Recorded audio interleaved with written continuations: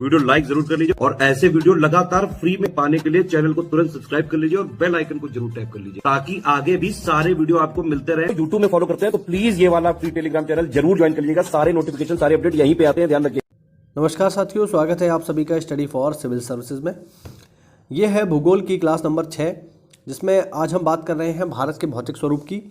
इससे पिछली क्लास में हमने भारत के पड़ोसी देशों को जाना था मैप की सहायता से। चलिए आज हम आगे बढ़ेंगे और आज हम बात करेंगे भारत के भौतिक स्वरूप की, यानी भारत की जो फिजिकल जो ज्योग्राफी है उसके बारे में जानेंगे।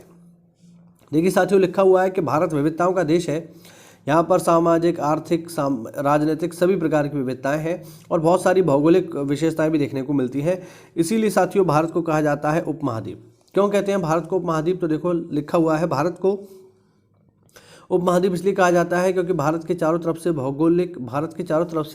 भौगोलिक रूप से एशिया के बाकी हिस्सों से अलग दिखता है। यानी भारत जो है बिल्कुल अलग है, एशिया के जो बाकी हिस्से हैं उनसे बिल्कुल अलग है।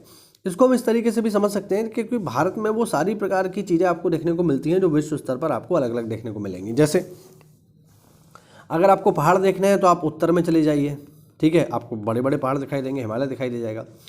रेगिस्तान देखना है तो आप पश्चिम में चले जाइए, ठीक है। मैदानी इलाका देखना है तो उत्तर भारत का जो मैदान है बहुत फेमस है, काफ़ी ज़्यादा मिल जाएगा। समुद्र देखना है तो दक्षिण भारत के पास एक बहुत लंबी समुद्री तट रेखा है। द्वीप वगैरह देखने हैं तो हमारे पास अंडमान निकोबार है, लक्षद्वीप है। यानी हर प्रकार की जो भी चीज़ आप देखना चाहते हैं। पठार देखने हैं तो मध्य प्रदेश में जाइए।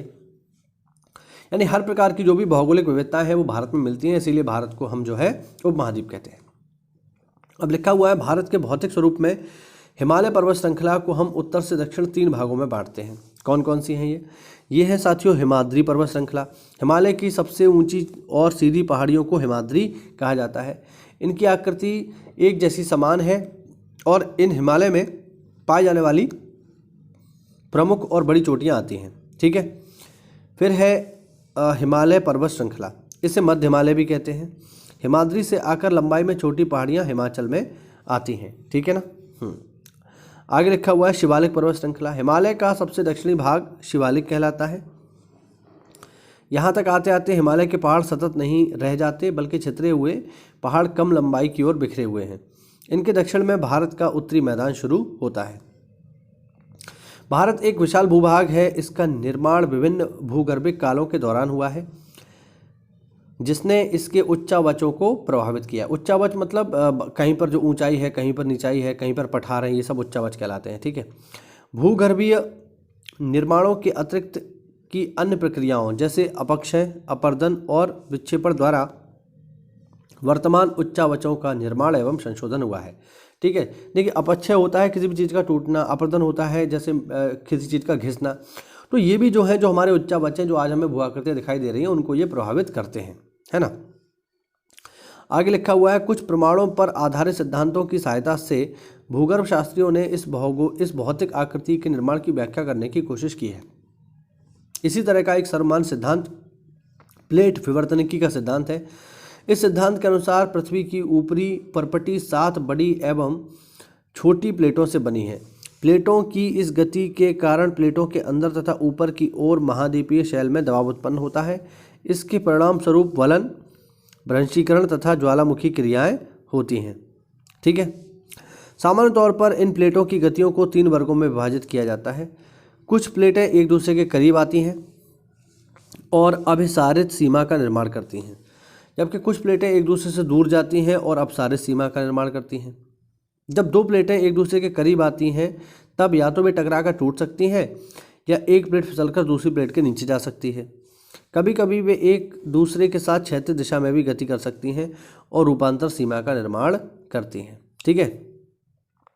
अब देखो यहाँ पर 2-3 शब्द हैं, इन्हें आप देख लो, ठीक है। पहला है अभिसारित सीमा। अभिसारित सीमा का मतलब है जब 2 प्लेटें एक दूसरे के करीब आती हैं। जब 2 प्लेटें एक दूसरे से दूर जाएंगी तो अपसारित सीमा बनेगी और 2 प्लेटें अगर साथ साथ चलेंगी तो रूपांतरित सीमा का निर्माण होगा, ठीक है।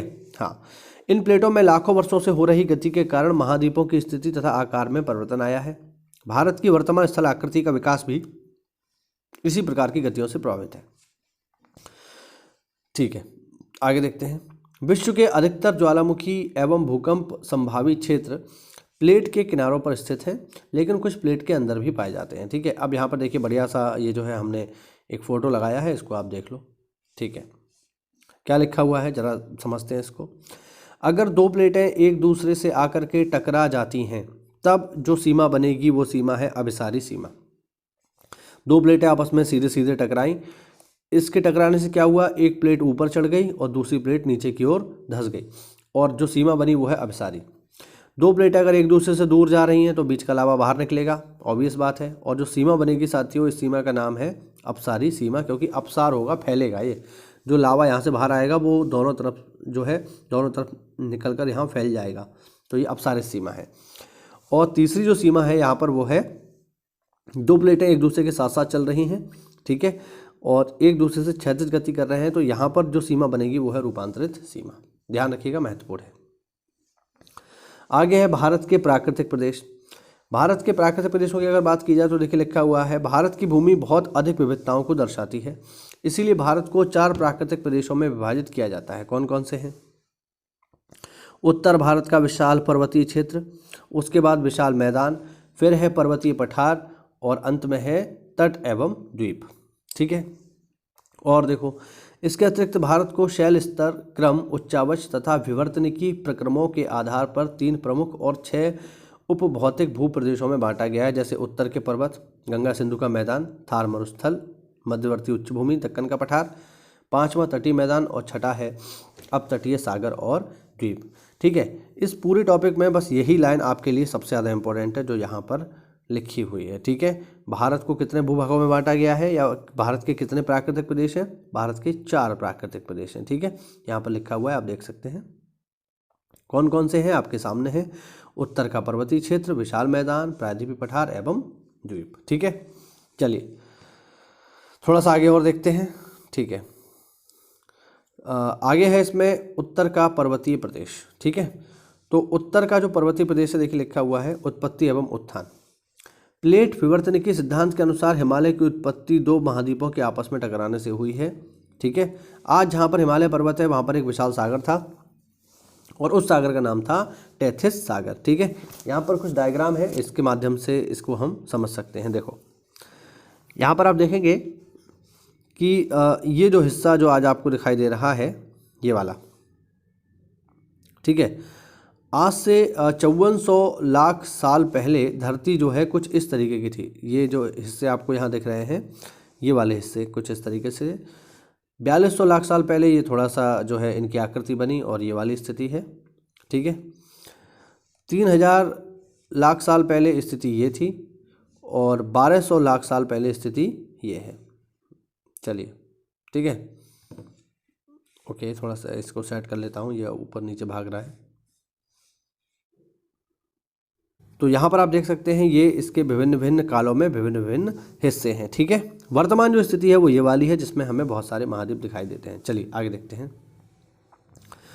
आगे लिखा हुआ है, आर्कियन क्रम की चट्टानें मुख्य रूप से कर्नाटक, तमिलनाडु, आंध्र प्रदेश, मध्य प्रदेश, ओडिशा, छोटा नागपुर का पठार, मेघालय का पठार, दक्षिण पूर्वी राजस्थान और बुंदेलखंड में पाई जाती हैं। ठीक है, धारवाड़ संरचना क्रम का विकास जो है कर्नाटक के धारवाड़ क्षेत्र में हुआ है। इसके अतिरिक्त अरावली पर्वत श्रृंखला, छोटा नागपुर का पठार और मेघालय का शिलांग रेंज भी मतलब शिलांग रेंज में भी इसका विकास हुआ है।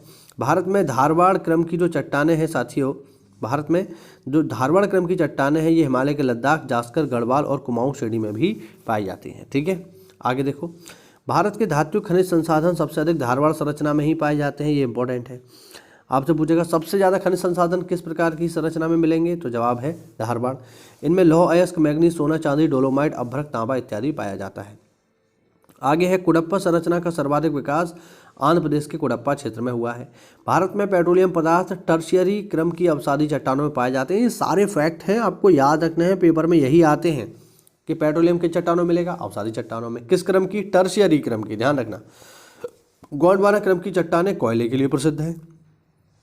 ठीक है, ये भी पेपर में पूछता है कि भारत में मिलने वाला अधिकांश कोयला किस प्रकार का है, तो फिर गोंडवाना काल का है, ध्यान रखिएगा।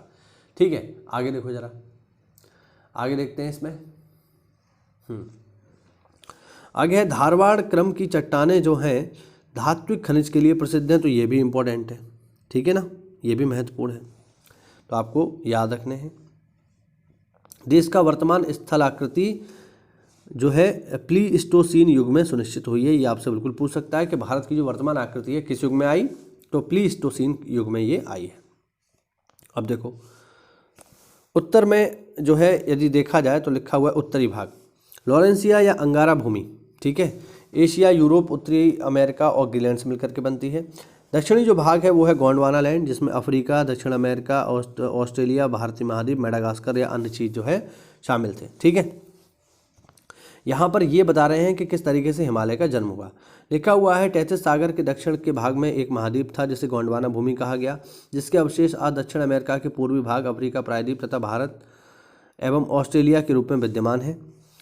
टेथिस सागर के उत्तर में भी एक ऐसा महाद्वीप था जिसको अंगारा भूमि कहा जाता था। इसके अवशेष एशिया, यूरोप तथा उत्तरी अमेरिका में विद्यमान है। मध्य जीवकल्प के अंत में गोंडवाना भूमि तथा अंगारा भूमि के बीच जो टेथिस सागर का तल प्रदेश था वो भूगर्भ हलचलों के कारण ऊपर उठने लगा। ऊपर उठते उसके जल ने गोंडवाना भूमि के कुछ निचले प्रदेशों को आवृत कर लिया। इसी के साथ गोंडवाना महाद्वीप विस्थापन के प्रभाव से टूट गया। उसके स्थान पर हिंद महासागर की सृष्टि हुई, परंतु टेथिस सागर के तल प्रदेश का इतने पर भी समाप्त नहीं हुआ। विस्थापन और वलन के कारण भारतीय प्लेट यूरेशियन प्लेट के साथ निरंतर वलित होती रही और टेथिस सागर का तल प्रदेश अधिकाधिक ऊंचा उठता रहा। परिणाम स्वरूप ऐसे पर्वत श्रेणियां बनी जिन्हें हम चीन से लेकर यूरोप तक फैली हुई पाते हैं, ठीक है। इनमें अल्पाइन समूह की पर्वत श्रेणियां भी शामिल है, जिसका हिमालय एक भाग है। हिमालय की उत्पत्ति टर्शियरी काल में हुई है, ये आपको याद रखना है, ठीक है। हिमालय किस प्रकार का पर्वत है, तो हिमालय विश्व की नवीनतम मोड़दार वलित पर्वत श्रृंखला है। कश्मीर से लेकर अरुणाचल प्रदेश तक हिमालय पर्वत 2500 किलोमीटर की लंबाई में फैला हुआ है, ठीक है। महत्वपूर्ण बात है, ये आपको ध्यान रखना है, ठीक। पूर्व में इसकी चौड़ाई 150 किलोमीटर तथा पश्चिम में 500 किलोमीटर है, यानी पूर्व की तरफ कम चौड़ा है, पश्चिम की तरफ ज़्यादा चौड़ा है। औसत ऊंचाई की यदि बात की जाए तो औसत ऊंचाई 6000 मीटर है। हिमालय पूर्व की अपेक्षा पश्चिम में अधिक चौड़े होने के कारण पश्चिम की अपेक्षा पूर्व में दबाव बल अधिक होता है। दबाव बल अधिक होने के कारण ही पूर्वी हिमालय पश्चिमी हिमालय की अपेक्षा अधिक ऊंचा है, ठीक है। तो ये एक छोटा सा लेक्चर था, इसमें और भी चीज़ें हैं जिसकी चर्चा जो है हम अगली क्लास में करेंगे। उम्मीद करता हूँ कि आपको ये वीडियो लेक्चर अच्छा लगा होगा, कुछ नई जानकारी मिली होगी। तो ऐसा है तो वीडियो को लाइक करें, और अगर आप इस लेक्चर PDF को प्राप्त करना चाहते हैं तो ये जो नंबर्स हैं इन नंबर्स पे कॉल करके आप इस पेड PDF को प्राप्त कर सकते हैं, ठीक है। ये आपको यहाँ पर मिल जाती है। कोई डाउट हो तो कमेंट के माध्यम से पूछिए। मिलते हैं अगली क्लास में, तब तक के लिए जय हिंद, जय भारत, वंदे मातरम।